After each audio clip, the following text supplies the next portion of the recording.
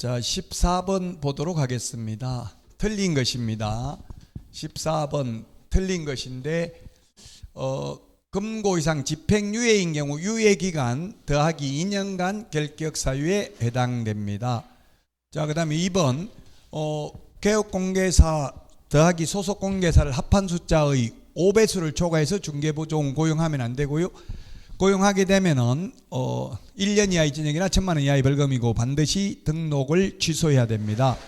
자, 그 다음에 보조원 보조하기 전에 미리 알려야 됩니다. 고지를 해야 되고요. 초과해서 고용을 한 경우 보조원을 숫자 초과해서 고용하면 절대적 등록 취소 사유고 1년 이하의 징역이나 1,000만 원 이하의 벌금입니다. 그래서 4번이고 정답이 5번은 주택임대차 계약을 체결하려는 의뢰인은 임대인이 납부하지 아니한 국세, 지방세, 열람 신청을 세입자가 할 수 있다는 사실을 알려야 됩니다. 그래서 4번이 정답이 되겠습니다.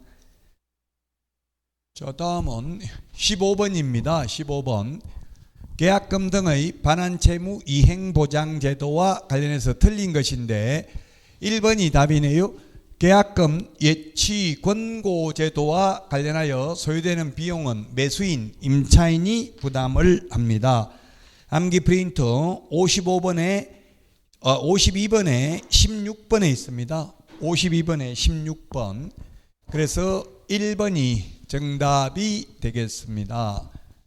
자, 그 다음에 계약금 외에 중도금, 잔금을 예치하도록 권고할 수도 있습니다. 계약금 등입니다.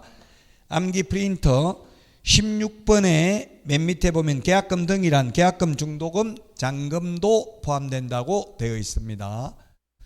자, 개업공개사는 예치된 계약금에 대해서는 계약금에 해당하는 금액을 보장하는 보증보험 또는 공제가입하거나 공탁해야 된다. 예치된 금액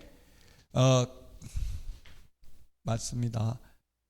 개업공개사 명의로 예치를 하는 경우에 자, 그 다음에 개업공개사는 만약에 자기 명의로 예치를 하면 예치된 계약금 등이 자기 소유 예치금과 분리하여 관리될 수 있도록 해야 되고요. 5번 개업공개사는 예치된 계약금을 거래 당사자의 동의 없이 임의로 인출하여서는 아니 됩니다.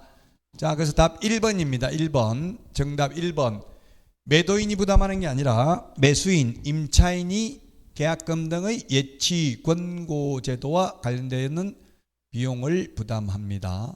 암기 프린트 56번에 52번에 16번에 있습니다.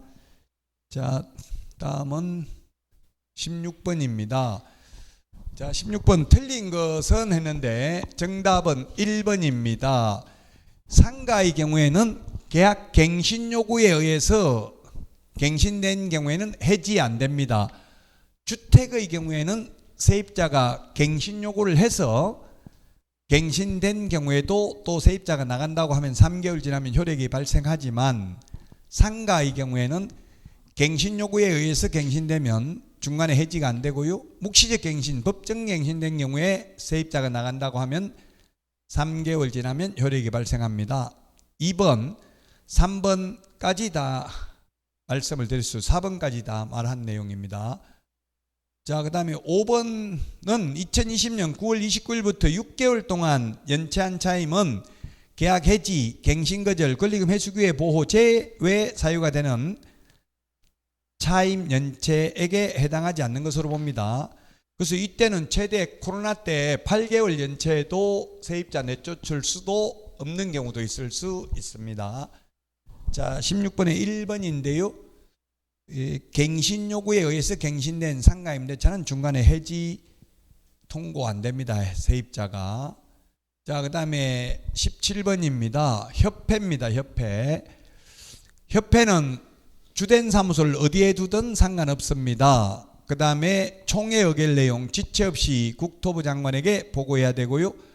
그 다음에 공제운영위원회 위원장, 부위원장 각각 1명을 두되 위원장, 부위원장은 위원 중에서 호선합니다. 상호간에 선출합니다. 그 다음에 지부 설치는 시도지사에게 신고해야 됩니다. 지회는 등록관청에 신고하고요.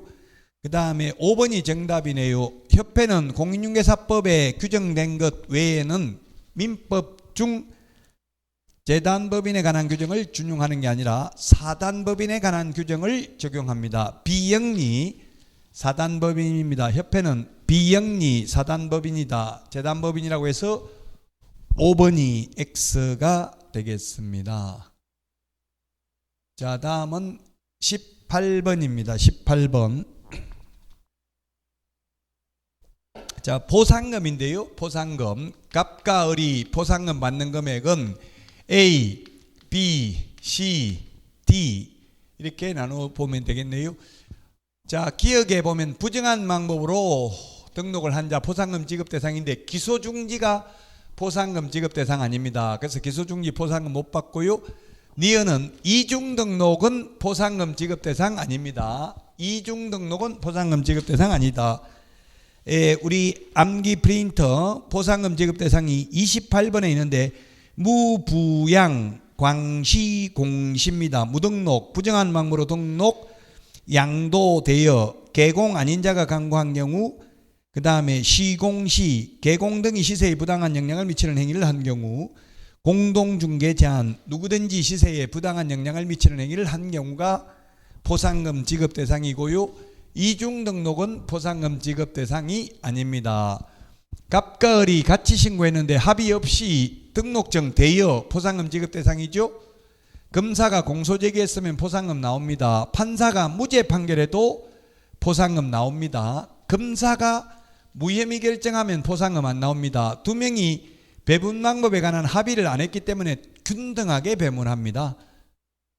만약에 배분 방법에 관하여 합의를 해서 갑은 10만 원 받고 을이 40만 원 받겠다고 하면 그대로 줍니다.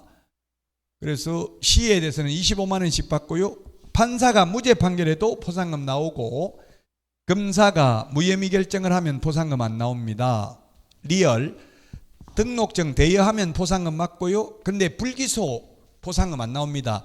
검사가 공소 제기하거나 또는 기소 유예 결정을 한 경우에만 보상금 나옵니다.